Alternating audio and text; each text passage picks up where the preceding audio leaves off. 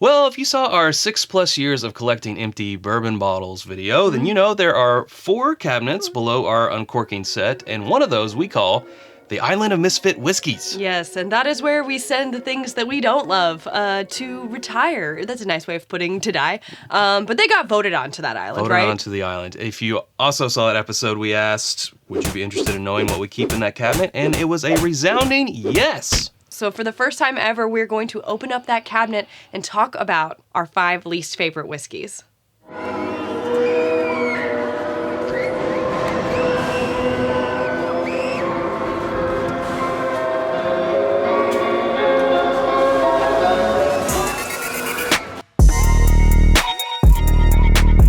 It's Bourbon Night. Hello, I'm Chad. I'm Sarah. And we're getting ready to talk about our 5 most disliked whiskeys. But first, if you want to just jump ahead to that first one, we understand. There are chapter markers in this video and you can do so.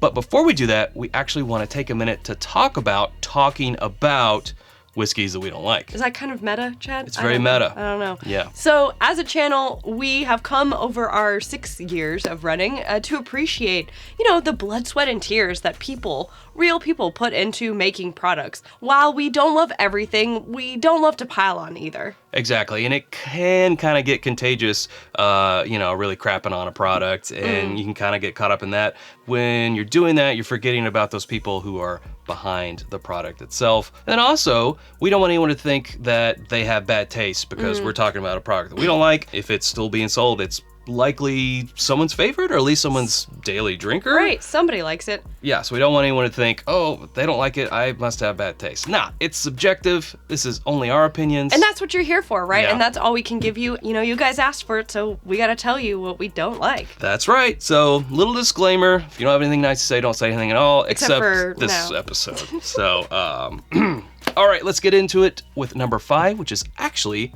a 3-way tie.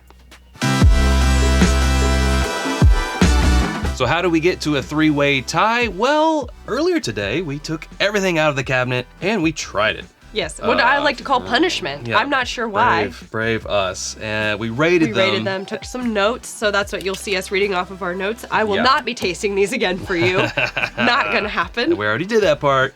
But yeah, that's how we got our rating system. All right, kicking it off is Kirkland Bourbon. It is a 7-year Tennessee bourbon sold at Costco. I was surprised to see this one because it's 7 years. Well, surprised and not surprised because this one also made our Halloween episode where it was voted on by the viewers. Right. The 5 worst. This was one of them. At the time, we thought, it's not so bad. I don't love it.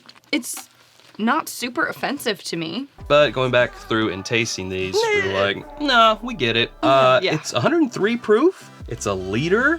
It's 7 years. There's a lot of good things going on here. Yeah, you would think that we would like it. But when we tasted it, it is sourced, obviously. My tongue doesn't deceive me. It's sourced from Dickel. It says to Tennessee Bourbon right on the bottle. And it has that Dickel-y, vitamin chalky taste to it that is just not for me. Yeah. And apparently not for a lot of you either, because you guys voted it into a Halloween episode. Another one that was actually in that Halloween episode that at the time we didn't have a bottle of, but now we do, is the Cleveland Bourbon Whiskey. This is the Black Reserve. It is 100 proof. It has a 6-month age statement, and it is also rapidly aged through a patent pending process. Say that 3 times fast. Patent pending process. Patent pending process. Yeah. Patent pending process. It's got that rapid aging thing, which we've never tasted a rapid aged one that we've liked. Yeah, this being no exception. Right, you just can't make up the time, right? And this one, we said tasted like sugar-free maple syrup mixed with perfume. It had a very synthetic floral note to it that came across as potpourri or perfume on the nose. And then on the palate, it was just rough. That fake maple with the floral was not great. Not our profile. No, not our favorite. And lastly, here we have J.R. Ewing. This one was equally as offensive. It also had a synthetic lemon candy note. We've had this one around for a while. We have. This was unfortunately a birthday gift from a buddy of mine. It's an 80 proof, 4-year product, at least this bottle. I don't know if that has changed, but it's based off of Dallas, the TV show Dallas. J.R. Ewing, that character. What do you expect? Yeah, Sarah doesn't get it. I did not know that. Who shot JR? Hopefully no one shot JR if you're doing shots of JR Ewing. Don't shoot it. So, let's move on. In the number 4 spot, we have Big Ass Bourbon. Big ass. We've had this bottle for a little while, and as you can tell, it is barely touched. There's a reason for that. We're not actually sure. This bottle may be discontinued.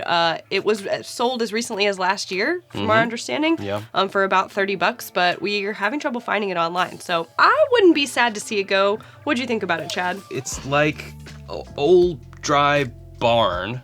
Yeah, I remember that on the nose. On the nose, and then the palate just introduced this weird, like really overripe banana out of nowhere, and a synthetic sort of banana. You know, when a banana's black, they say, like, at some point it's good to put it in banana bread, but this banana was long past that. There was no saving this banana. As I said, I can't get behind it, and you shouldn't get behind a big ass because They'll kick you. They can kick you. This one doesn't really kick you, it just disappoints you. Yeah, it's true. Sorry to say it. It's a big ass disappointment. All right, next.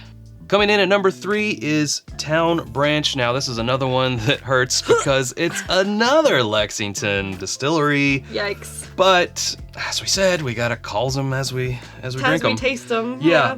Now, something to be said of this. This is an older bottle. This is 80 proof. They have raised their proof.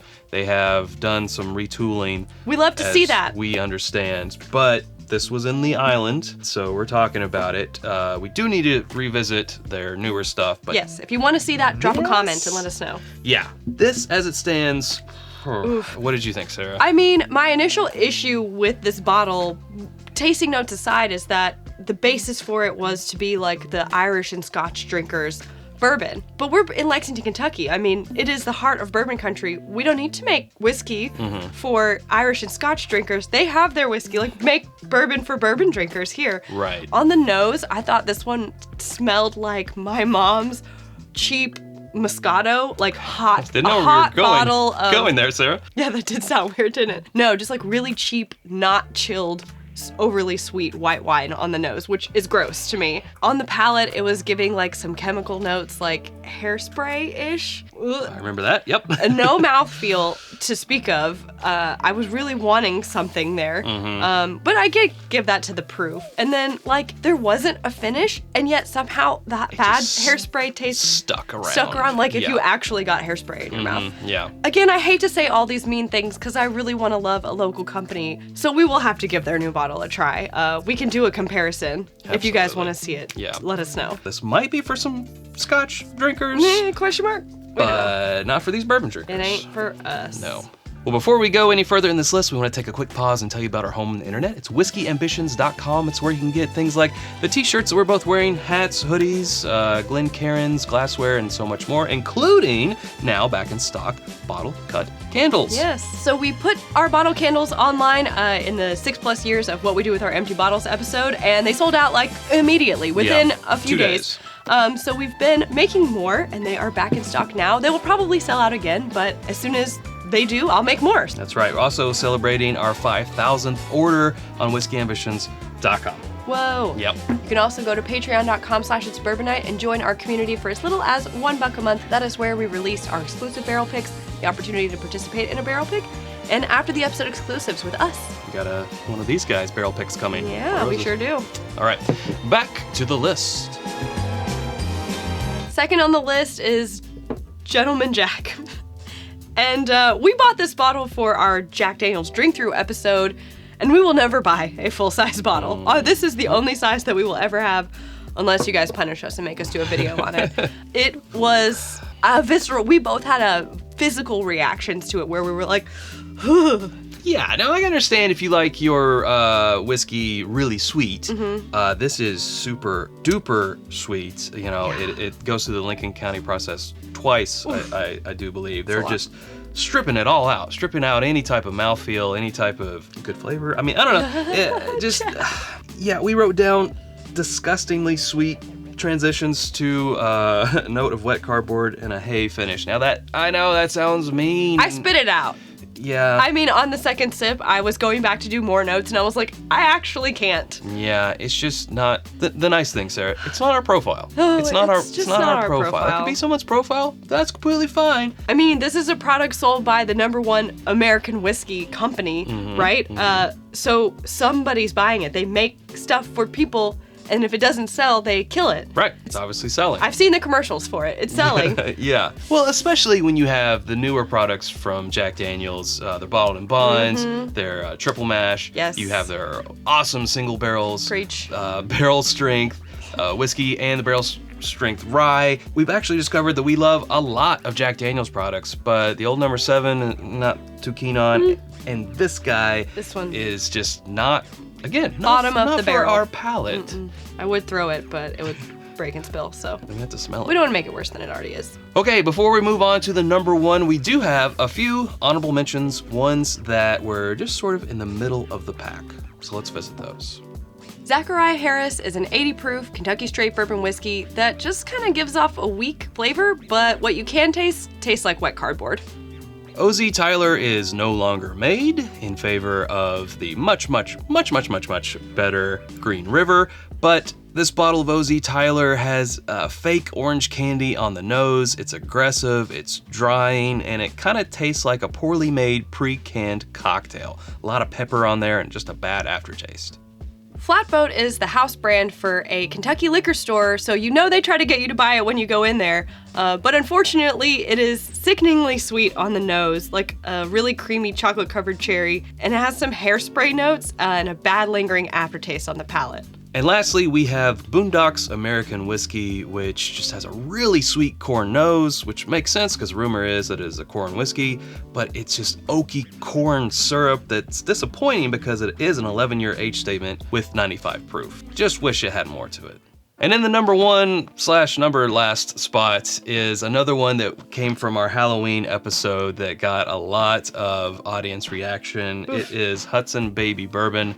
To no one's surprise. Is it anyone's surprise? I don't think so. We have a 2017 version of the bottle right here, and then their rebrand, which is actually called Bright Lights Big Bourbon. Oh boy. We did do a taste test comparison between the two back when we did that Halloween episode, and we found that the newer release is better. It's an improvement on the original, but it's still took the number 1 spot for us. It's just so young. Very young, very grainy, very grain forward. Like That a hay note on the nose. might be someone's thing, someone's Yeah. profile. It's sort of an antiseptic type of nose. Not what you want to hear. Hay, a little bit of like cleaner. The flavor profile is just, it's not our flavor profile. It's so puzzling because it's so many notes I think that you don't normally get in whiskey and bourbon that it couldn't even be like caramel, vanilla. Is it synthetic fruit? Like, it was so puzzling because it was just like, what even is this? Right. You had the most visceral reaction to it on the Halloween episode, and again now. Yeah. Okay, there's the youth. There's that youth. Very grain forward, very grainy. And it's called baby bourbon, Sarah, because they put it in baby barrels. See, this is the reaction. All right, Sarah, to kind of wrap up, I've got a question for you. Okay.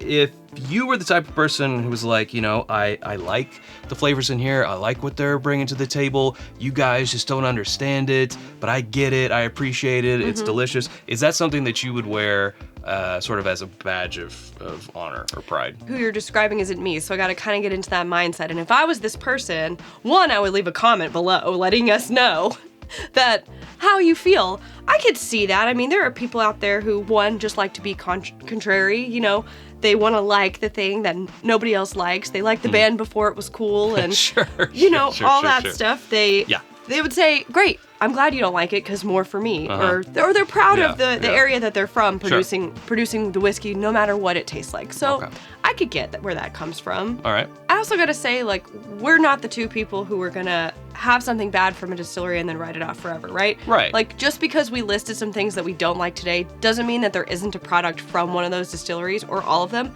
that we do like or that we would buy. And if they come out with something new, we're gonna pick it up and try it. Absolutely. If only to just let you guys know. For sure, because I think the ultimate goal is to find something that you like from every distillery. Which is what we want, That right? way, no matter where you go, there's always something for you to drink. No matter where you go, you're always home. Okay. And hey, that's where we're going to leave it. If you haven't subscribed to us already, we'd love to have you. You can do so by clicking right up here. There's suggestions of other videos down here. Hope to see you over there in one of those. Thanks, Sarah. Thanks, Chad. Okay. Until next time, drink good bourbon. Yes.